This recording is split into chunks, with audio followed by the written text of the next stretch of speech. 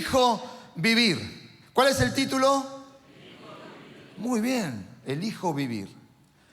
Y eso tiene que ver con lo que vamos a leer en el libro de Deuteronomio, en el capítulo 30. Hoy, versículos 19 y 20.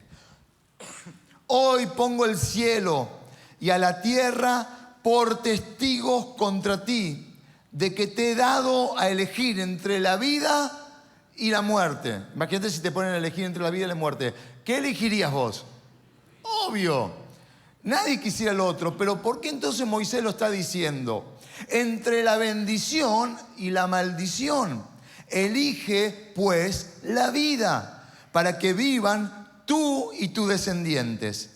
Ama al Señor tu Dios, obedécelo y aférrate a Él. 3 características para poder elegir vivir. Ama al Señor tu Dios, obedécelo y aférrate a Él, porque de Él depende tu vida y por Él vivirás mucho tiempo en la tierra que juró dar a tus antepasados Abraham, Isaac y Jacob. Están por ingresar a la tierra prometida. Contexto: Moisés no va a entrar a la tierra prometida y está ahí instándolos a que cómo debe ser el corazón. ¿Cuál es el corazón correcto? Cuando les está diciendo elijan entre la vida y la muerte, no está hablando literalmente que van a morir, sino de la vida en Dios, de elegir vivir en Dios, de la vida bendecida por Dios y no la vida maldecida sin Dios. De elegir, porque ya viene capítulo anterior, el 29, hablando de un pacto que no habían cumplido. Hablándoles en el capítulo 29 de un pacto que tenía que ser recordado. Y ahora en este capítulo 30 vuelve a mencionar, pero dice, pero Dios en su misericordia vuelve a darnos oportunidad. Contexto del día de hoy. Dios en su misericordia vuelve a darnos siempre oportunidad. Dios en su misericordia, en su amor, hace que cada día, por más que lo conozcas hace 5, 10, 20, 30 años, o tu primera vez, te dé una oportunidad para elegir bien. Nos da una oportunidad a los creyentes de elegir vivir. Cuando elijo vivir, me convierto en esa persona que cada día, antes que termine el día, mis acciones buenas hayan superado las malas. Elijo vivir porque mis acciones buenas no solamente fueron la fuerza de mi intención o de mi voluntad, sino que fueron la fuerza de Dios en mí. Y lo que está diciendo es, si elegís vivir y elegís entre la bendición y la maldición, elegís entre la vida y la muerte, tiene que ver en un estado de relación con Dios. No hay otra manera de elegir bien si no lo genero desde una relación con Dios. Y entonces dice, amá, versículo que acabamos de leer, obedecé y aferrate. Amá a Dios.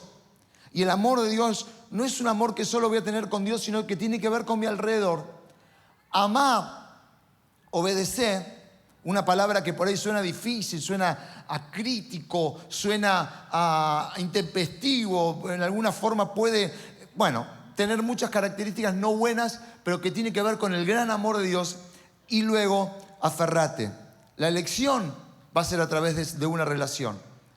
Entonces, vuelvo a esto usando el texto bíblico y usando estas 3 características que acabamos de leer. ¿Cómo elijo esa vida? Elijo desde el amor. Elijo desde el amor. Hago una pregunta, iglesia, y pensá en lo que te voy a preguntar. ¿Puedo amar a las personas sin amar a Dios? Pensalo bien. ¿Cuánta gente hay que ama a sus seres queridos y no tiene a Dios en su corazón? Muchos.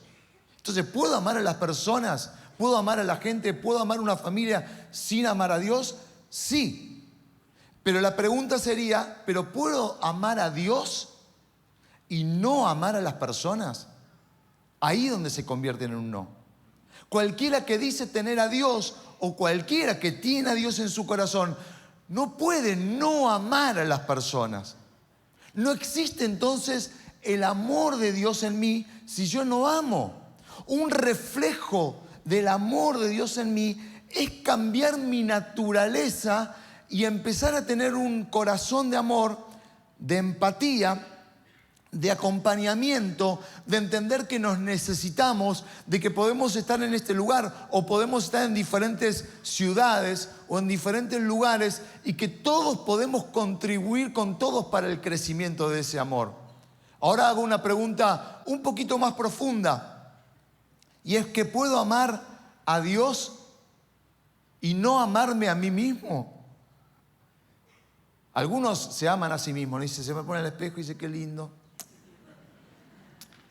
Qué lindo que sos, medios narcisistas, ¿no? Algunos se creen tan lindos que se preguntan, dicen, me gustaría un día irme a la luna para ver cómo se arregla el mundo sin mí. No lo inventé yo, es una canción que lo canta. Se ama y me amo, como la tierra al sol. Me amo. Y no tiene que ver con eso, sino que tiene que ver justamente, no desde el narcisismo, sino desde el perdón. Hay muchos que reciben un amor de Dios y no entienden que el amor de Dios en nosotros es también el saber que Dios hace que nos amemos y que para que nos podamos amar, nos perdonemos. Porque a veces hablamos del perdón a los demás, hablamos de pedir perdón a los demás. Quien me ofendió lo perdono, a quien ofendí le pido perdón, pero no nos perdonamos a nosotros. Cuando normalmente en la vida por diferentes situaciones nos lastiman el ego, nos lastiman el yo, una de las características es irnos al dolor o a la soberbia. Digo al dolor y a la soberbia porque entramos en eso del menosprecio a los demás. Fue lastimado por alguna razón nuestra vida, fue tocado nuestro ego, nuestro yo, nuestra construcción, nuestra vida espiritual, nuestra vida emocional y caemos en esa constante facilidad del menosprecio hacia el otro. Pero por un lado decimos, pero yo amo a Dios. Pero ¿cómo podemos amar a Dios si constantemente hay un menosprecio? Porque no nos hemos perdonado a nosotros mismos. Porque a veces hay situaciones que no hemos corregido en nosotros mismos y ante esa situación de vulnerabilidad o de dolor nos refugiamos justamente en ese menosprecio. Nos refugiamos en la soberbia y tropezamos por esa falta de humildad. Caemos por esa altivez porque nada bueno puede salir de ahí. Entonces, te hace miserable, nos hace personas sin valor. Nos convierte en personas sin fuerza. Y una de las cosas que sucede en la iglesia que es absolutamente sano, que es liberador, es cuando en la medida que yo me voy encontrando con el amor de Dios, elijo vivir porque el amor de Dios hace que ame a los demás y hace que me ame a mí mismo y aún me perdone de esas cosas que tal vez el resto olvidó o perdonó, o no importa si no lo hizo, pero que yo no me lo pude perdonar. No se trata de no pagar consecuencias o no estar viviendo consecuencias de algo que viví o algo que sucedió, porque muchas veces de las acciones de la vida hay resultados. Y si cometiste un error, hay resultados, pero se trata de lo que pasa en el corazón cuando yo recibí el perdón de Dios.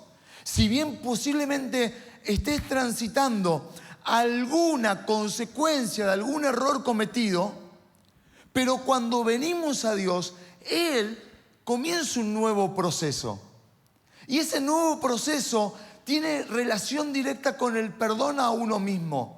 No nos podemos ver al espejo, no nos podemos encontrar con la palabra, no nos podemos encontrar con el mensaje de la cruz si no entendemos que ese amor reflejado en mí me transforma hacia los demás. Y cuando eso está sucediendo, puedo construir un ámbito sano, puedo construir un entorno sano. Dios construye relaciones, por eso Moisés le está hablando al pueblo y les dice que tienen que elegir entre el bien y el mal. Tienen que elegir entre la maldición y la bendición. Tienen que elegir en no desobedecer un pacto que les daba seguridad para elegir justamente las nuevas oportunidades. Porque si construyen su vida en relación al Espíritu Santo, si construyen su vida en relación a conectar con Dios, van a poder realmente en esa sensibilidad ser amados profundamente por Dios y empezar a cambiar todo lo que sucede alrededor. No es el amor por el narcisismo, no es el amor por la egolatría, no es el amor para pararse al espejo y darse besitos y decir qué lindo que soy, qué bueno que soy, qué hermoso que soy, sino es el amor de realmente sentir que cuando Dios me mira, no me mira directamente a mí, sino que me mira por el filtro de Dios, el filtro de Jesús, el filtro del Espíritu Santo, y me ve a vos y a mí como una nueva persona, como una nueva criatura, y dado por Dios todo ese amor para que pueda conquistar todo lo que Dios quiere que conquiste en la vida. Todo. Entonces tengo la oportunidad de estar con Él. Tengo la oportunidad de encontrarme con Él. ¿De qué manera elijo esa vida? La elijo desde la obediencia. Suena legalista esta palabra. La acabamos de leer y vuelvo a repetirla. Ama al Señor tu Dios, obedécelo desde la obediencia. Suena tirano, suena legalista, pero en Dios es una muestra de amor recíproco. En Dios es mi bien. Porque yo creo, y ahí activo mi fe, yo confío. Es un gran acto de fe. ¿Qué es confiar? Es saber que todo lo que Dios dice en su palabra es para mi bien. ¿Cuál es nuestra vocación como iglesia? Que puedas conocerlo verdaderamente. ¿Cuál es nuestra intención en todo lo que la iglesia va a generar y todos los espacios y todo el esfuerzo que muchos del equipo pastoral, de mentores, de líderes, de hermanos de la congregación, de voluntarios hacen todas las semanas, todos los días del año, es justamente para que lo podamos conocer verdaderamente, porque la promesa de vida eterna es el valor más grande que todo ser humano puede tener. Y si nosotros podemos llegar a compartirte el mensaje de la promesa de vida eterna y cada uno puede recibir a Cristo y construir nuestra fe desde una mirada correcta, habremos y sabremos que estamos haciendo las cosas bien como iglesia. A veces cuando se juzgan un montón de situaciones y hay un montón de incorrecciones, digo, yo lo único que anhelo y que espero es que podamos llegar al cielo y encontrarme con la mayor cantidad de personas. Después, ¿qué hicimos durante la tierra? Y definitivamente que no sé, pero habremos hecho las cosas bien si todos nos habremos encontrado, si te hemos presentado el Evangelio de Jesús, si vos no solamente lo recibiste en esa confusión de que uno cree que porque lo dijo una vez ya es libre para toda la vida, sino que en un proceso constante de sostener mi convicción de amar a Cristo, la convicción de que no es una oración la que me salvó, sino es una vida de discipulado y de estar cerca de Dios y de cuidar esa gracia que Dios me dio y construir sobre esa gracia que Dios me dio permanente, constante, eternamente, y saber que hasta el último de los minutos, el último de los días, yo invertí y yo me dejé amar por Dios, amé a los demás, construí mi vida en obediencia. Cuando el sistema va contramano, mira, te quiero contar algo que va a parecer bastante difícil, pero enseguida te lo voy a hacer fácil. Se realizó una investigación hace no muchos años y como consecuencia de esa investigación, que fue una investigación muy profunda, digo muy profunda porque se investigó y dentro de esta investigación se habló con cientos de personas y en esas cientos de personas muchas eran creyentes. Y se les preguntó, justamente en esta investigación, después se termina escribiendo un libro acerca de la espiritualidad. ¿Qué se entiende por espiritualidad? Así que se acercaron a personas como nosotros, en diferentes escenarios, en una casa, en un lugar, en un café, a hacerle preguntas de la espiritualidad. No preguntas a un pastor que conoce y que podría responder, o tal vez sí, sino a alguien que asista a la iglesia. Y tenía que ver, ¿por qué? ¿Qué pensás de esto? ¿Qué pensás en términos espirituales de Dios? ¿Qué pensás? ¿Por qué venís a la iglesia? Y preguntas que tenían relación con eso. Y una de las conclusiones, y estoy siendo muy sintético en lo que te voy a decir, es que se utilizó un término para describir el resultado de esa investigación. Y el término usado, es un término, te digo, que suena tal vez un poco difícil, es que fue que las personas construyen acerca de las cosas espirituales un deísmo terapéutico moralista. Esa fue la conclusión. El deísmo terapéutico moralista. Y uno dice, ¿qué? Me la estás complicando. O sea, que muchos de ustedes practican el deísmo terapéutico moralista. Decirle, vos lo sabías, ¿no? Preguntarle al lado, me imagino que lo sabrías. Algunos no. ¿Pero qué es el deísmo terapéutico moralista? Bueno, olvídate esta palabra complicada porque cuando la empieces a desarmar un poquito te vas a dar cuenta la explicación y lo vas a poder llevar a darte una explicación y lo vamos a ir respondiendo con los textos de la Biblia. Porque cuando hablamos de obediencia, hablamos de caminar en la voluntad de Dios. Hablamos de conocer qué es lo que Dios piensa. Primer palabra, el deísmo. ¿Qué tenía que ver con que muchos tenían, escuchen con atención la primera palabra, muchos tienen la concepción de Dios como aquel que construyó el mundo y luego lo dejó para que el mundo se siga caminando solo? O sea, Dios construyó y dejó que el mundo siga rodando por su propia inercia. En el concepto de muchos que concluyeron en esta, o quedó en esta conclusión, pensaban, Dios no está, creo en Dios, pero a Él no le interesa que lo tenga tan presente en mi vida, salvo que yo lo necesite. Y cuando algún día lo necesito, puedo llegar a Él. O sea, hago mi vida, la desarrollo como quiero, decido como quiero, contesto y pienso como quiero, y cuando pase alguna situación complicada, voy a buscar a Dios. Entonces en mi lista de 10 cosas por hacer o en mi lista de importancia no está la obediencia primero, sino que puede haber, hago como quiero, vivo como quiero, genero mis relaciones como quiero, construyo mi familia como quiero, y Dios está por ahí. Algún día lo pondré en segundo lugar cuando más lo necesite. Eso es el primer término del deísmo. ¿Qué nos dice o qué nos contesta la Biblia acerca de eso? Dios dice que no es Dios nuestra larga lista de hacer las cosas, sino que Hebreos 11:6 nos dice, en realidad, sin fe es imposible agradar a Dios, ya que cualquiera que se acerca a Dios tiene que creer que Él existe y que recompensa a quienes lo buscan. O sea, nos está hablando de recompensa, nos está hablando de existencia, nos está hablando de personas que lo buscan. Estamos en esta mañana buscándole a Él. No estamos indiferentes diciéndole, Señor, estás al margen salvo que yo te llame y vengas. O llore y vengas. O espere una reunión de esas que pueda llorar y decir, hoy sí, te necesito. ¿Vieron que lloramos cuando nos damos cuenta que nos hemos mandado hasta acá, no? Y ahí somos amorosos, pedimos, somos buenitos, buscamos a Dios, lo adoramos con los ojos cerrados. Podemos extender nuestras manos hasta parece que tuviéramos brazos más largos.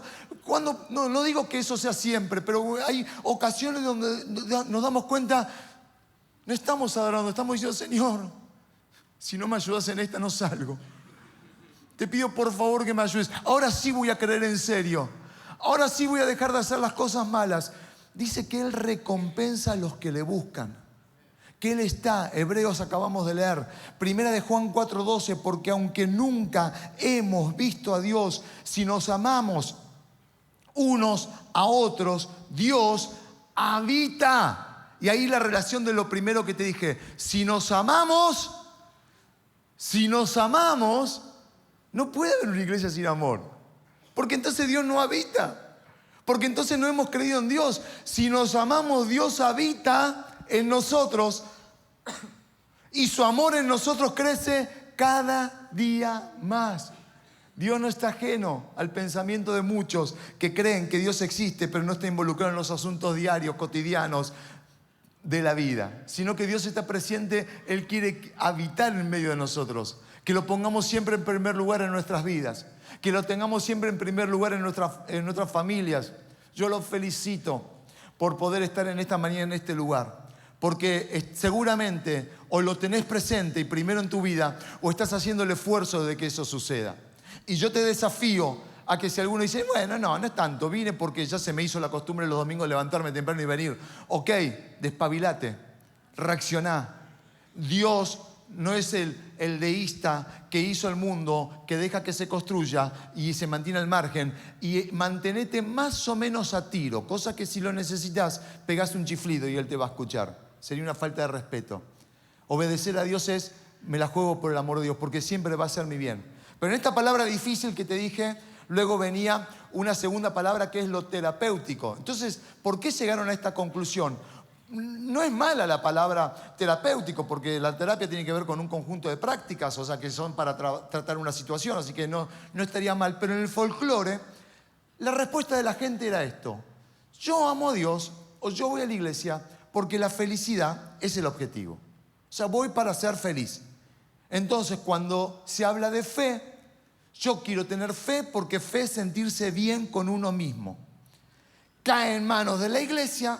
Y la iglesia, ¿qué equivocación puede tomar? Que todo lo que sucede en la iglesia sea siempre para tu sanidad, sea siempre para tu prosperidad, sea siempre para tu bienestar. Y no está mal, porque oramos por prosperidad, oramos por un bienestar, oramos por felicidad, oramos por sanidad, pero no es el único propósito, no venimos por esa razón. Y no venimos en búsqueda solamente de eso, sino venimos a encontrarnos con Dios, con un carácter eterno, porque Dios es lo real y lo importante en nuestras vidas, porque lo necesitamos y con Cristo tenemos a Jesús, tenemos la vida eterna y luego Él nos acompaña diciendo: y yo estaré con ustedes todos los días.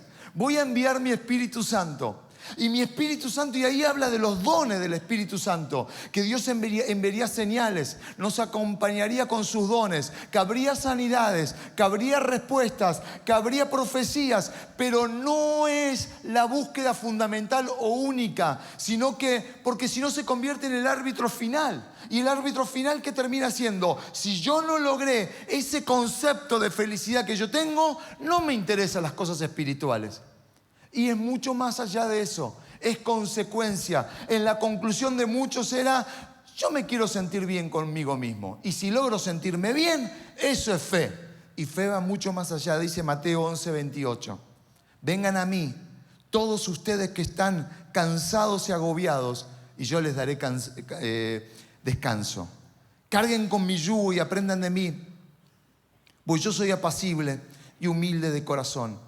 Y encontrarán descanso para sus almas, porque mi yugo es suave y mi carga es liviana. Nos está hablando de toda circunstancia. Es un texto que me ilustra muchísimo cómo es el amor de Dios. Yo creo que te lo he contado más de una vez. El yugo era un elemento para justamente arar la tierra y era preparado para 2 bueyes. Entonces tenía el espacio para poner a 2 bueyes que tenían que tener características similares para que puedan tirar parejos, no lastimarse el uno al otro, mismo cuello, misma altura, mismo paso, y de esa manera iban trillando la tierra. La yunta, o lo que hablamos, el yugo, tenía que ver con eso. Por eso existe la palabra cónyuge, viene de yugo. O sea que yo me caso y tengo un yugo, y uno dice: ¡qué horrible! Claro. ¿Por qué? Porque el yugo lo asociamos con la esclavitud. Y lo asociamos, ¿qué significa? Que yo ahora me casé.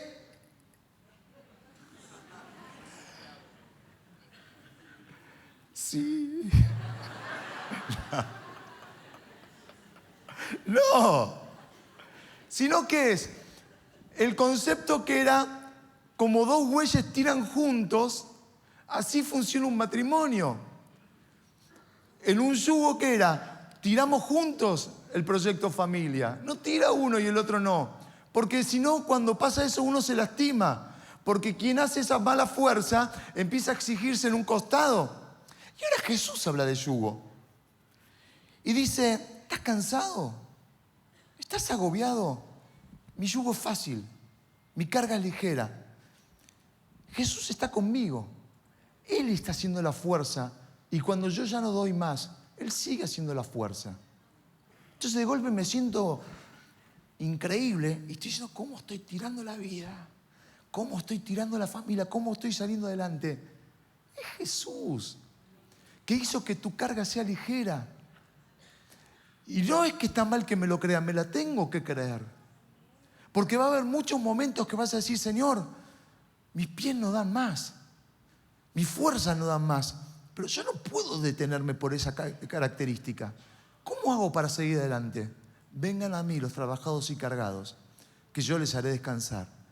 Lleven conmigo y caminen conmigo, porque cuando pase eso, yo seguiré tirando y seguiré tirando.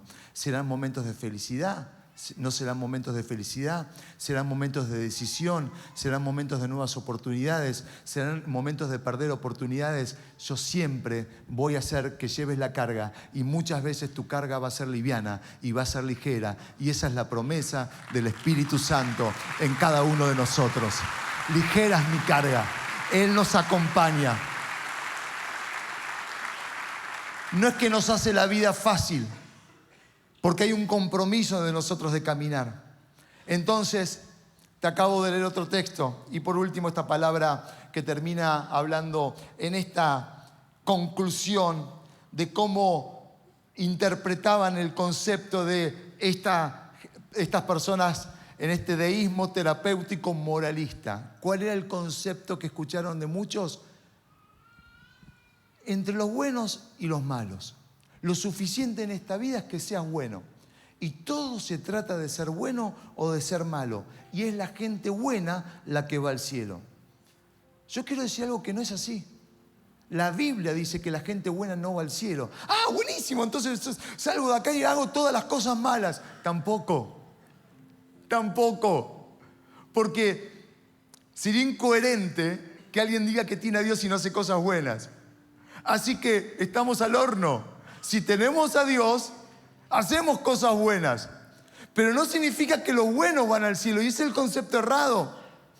Todo pasa por la fe. Todo pasa por la gracia. Todo pasa porque no alcanzan las buenas, buenísimas, excelentes obras, porque no hay justo ni aún uno. Yo necesito a Cristo, pero cuando lo tengo, hago cosas buenas. ¿Cómo lo respondo a esto? En Efesios, entre tantos versículos, capítulo 2. Por su misericordia y por medio de la fe, vuelvo a leer, por su misericordia de Dios y por medio de la fe, ustedes son, no es por nada que ustedes hayan hecho. ¿Cuántos son buenos? Levanten la mano. No, yo la levanto, yo no soy malo. ¿Cuántos se consideran buenos o que hacen todo el esfuerzo por ser buenos? A algunos le da miedo levantar la mano, ¿no? Dice, ¿con qué vas a salir cuando levante la mano? No, yo la levanto. No es una pregunta capciosa ni tramposa.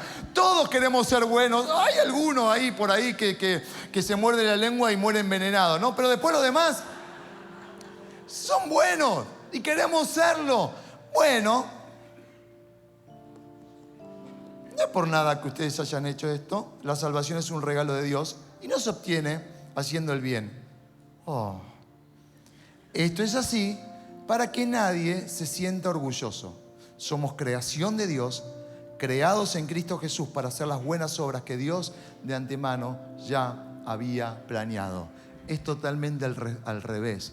Los que somos salvos por su gracia, no solamente que Cristo nos salvó, sino que fuimos pensados y fuimos formados para las buenas obras que tenemos que hacer. Quien tiene a Dios tiene buenas obras. Quien tiene a Dios ama a los demás. Quien tiene a Dios logra amarse a sí mismo. Quien tiene a Dios logra hacer buenas obras. Entonces es Dios presente conmigo todo el tiempo. Dios está en mi corazón toda la vida. Y yo necesito a Jesús para ser salvo. Yo necesito a Jesús para transformar mi familia y mi vida. Yo necesito a Cristo para transitar cada minuto de mi vida. Y la consecuencia de impregnarme cada día con su presencia me va a hacer una buena persona. Y voy a concluir cada día de mi vida donde las buenas obras, donde las buenas acciones superaron las malas acciones, porque me convierto en un sadik, en una persona justa, en una persona de buenas acciones. Vamos, iglesia, eso es lo que Dios quiere. Eso es lo que Dios pretende de cada uno de nosotros. Eso es lo que Él pretende cada vez que le buscamos. Y para terminar, lo tercero, pero como conclusión, no solamente que ama al Señor, tu Dios, versículo 20, obedécelo, sino aférrate, ama al Señor y aférrate a Él. No es una conexión superficial, no es una conexión temporal. Es un llamado. Moisés les está haciendo un llamado a una relación que tiene que ser constante, una relación que tiene que ser íntima. Por eso estos momentos como los que tenemos hoy, los momentos como habrá el miércoles que viene, es un momento donde queremos que haya más conexión íntima en nuestra mirada solamente por Dios. Hay momentos que tenemos que aprender, hay momentos que necesitamos que la palabra nos ilustre, como por ejemplo en este momento, pero hay momentos donde nadie tendría que hablarnos, porque todo lo que tenemos que hacer es mirando a Dios, encontrándonos con Él. Por eso termina diciendo: ¿amalo? Sí. ¿Obedecelo? Claro. Aferrate sin lugar a dudas. Aferrate a Él. Esa relación que nos encuentra ahora en un momento cuando celebremos juntos la Santa Cena. Ese compromiso profundo, ese compromiso continuo. Dios nos ha llamado a elegir la vida. Elijan entre la vida y la muerte. Elijan entre la bendición y la maldición. Estamos en este lugar en esta mañana porque hemos elegido vivir la vida de Dios, y aferrarnos a Él es la clave para poder vivirlo plenamente, iglesia. Aferrarnos a Él es la clave para que todas las cosas sucedan y sean para nuestro bien. Entonces hago una simple pregunta: ¿cuántos de los que estamos en esta mañana quieren aferrarse a Él mucho más firmes? Yo lo quiero. Cada vez que va pasando en mi vida me doy cuenta cuánto más necesito a Jesús. Y no es una pregunta para aquel que está por primera vez. En un momento voy a orar por los que nunca antes tuvieron la oportunidad de decirle a Jesús que venga a su vida, a su corazón, y recibirlo. Pero siempre es bueno decir te amo. ¿Viste esas famosas discusiones que a veces hay en la pareja donde uno le dice: ¿me amás? Y sí, ya sabes que te amo. ¿Y por qué nunca me lo decís? Porque ya lo sabés. No, hay que expresarlo. Y no solamente en decir te amo, sino en expresarlo. ¿Cómo lo muestro? ¿Cómo lo digo? No solamente en palabras, sino también en hechos. Y Dios quiere lo mismo. Esa es nuestra adoración a Él.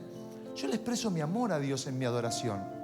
Y Dios dice: están muy buenas las palabras que le podemos decir: Señor, yo te amo, te doy tantas gracias. Pero también es lindo. Por eso adoración no es lo que sucede cuando cantamos las canciones tranquilas o lentas, sino cuando vivimos. Porque son las acciones que demuestran cuán importante es Dios. Y en esta mañana Él recuerda de siempre, el acordarnos, es mirar a la cruz una vez más. Es tomar decisión. ¿Cuántos necesitan el perdón de Dios? Porque necesitan perdonarse y no lo logran. Y entonces, ¿qué hacen? Una y otra y otra. Complican, ensucian cualquier relación. No te vayas hoy sin volver a tener una relación con Él. No te vayas hoy sin volver a tener un encuentro con su Espíritu Santo. No te vayas sin llevarte una pregunta y una respuesta a tu casa. Y que esa respuesta o esa pregunta no deje de existir en los próximos días. Ni vos ni yo nos sobra tiempo ni lo queremos perder. Lo queremos invertir bien. Y Jesús nos dice: invertilo bien. Lleva mi yugo conmigo. Vamos, ponete ahí. Sigamos juntos. Caminemos, que yo voy a estar delante tuyo. No, pero ¿sabes, Señor? Esta es la oportunidad. Recibí perdón. Y perdonate y camina. Pero levántate de una vez. Levántate de una vez. No hay razones. No hay razones por el cual sigas tirado en el piso. No hay razones por el cual no sigas levantando tu mirada para pelear por tu familia y por tu matrimonio. No hay razones para que seas un perdedor, una perdedora en la vida. Sí hay razones para decir: Señor, aunque pasan muchas cosas, yo sigo amándote con todo mi corazón y sigo buscándote, porque moriste una vez en la cruz y yo me lo voy a acordar toda la vida, porque esa muerte y esa resurrección fue suficiente para darme la vida eterna, la vida en abundancia, la vida en Dios. Gracias, Jesús.